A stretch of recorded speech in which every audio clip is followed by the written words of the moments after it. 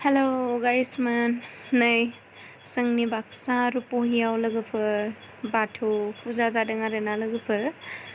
ओमफ्राय बेयाव मा होनो अनेक माबा माबि लाबोदों लोगोफोर, नायनो मोजां मोजां। मोनायावसो मोजां नुयो आरोना लोगोफोर।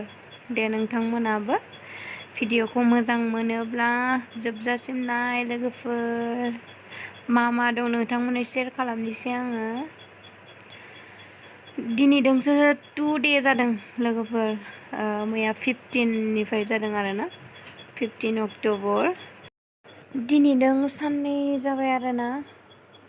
ओमफ्राय एकदमबारे दखानिफोरानो फैजोबदोंबाबो माखासेखौ माने गावसोरनि माबा सुबिदा बायदि खालामजोबनो हाथ'वाखै आरोना लोगोफोर। बिसोर बानायबाय दङ दासो। दे लोगोफोर बिदिब्ला भिडिअखौ जोबजासिम नाय।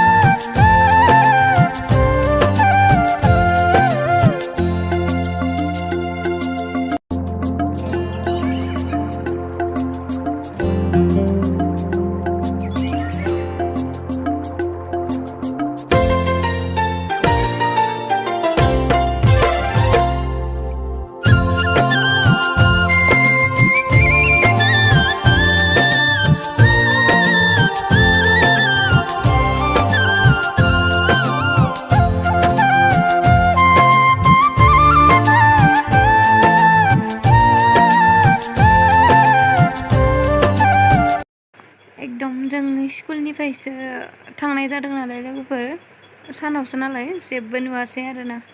दखानफोरखौनो माखासेखौ बानायस्लाबनो हाथ'वाखै, बानायगासिनो दं। ओमफ्राय नै जोबनायाव जोङो गोथाव गोथावखौ जाना फैबाय आरोना लोगोफोर।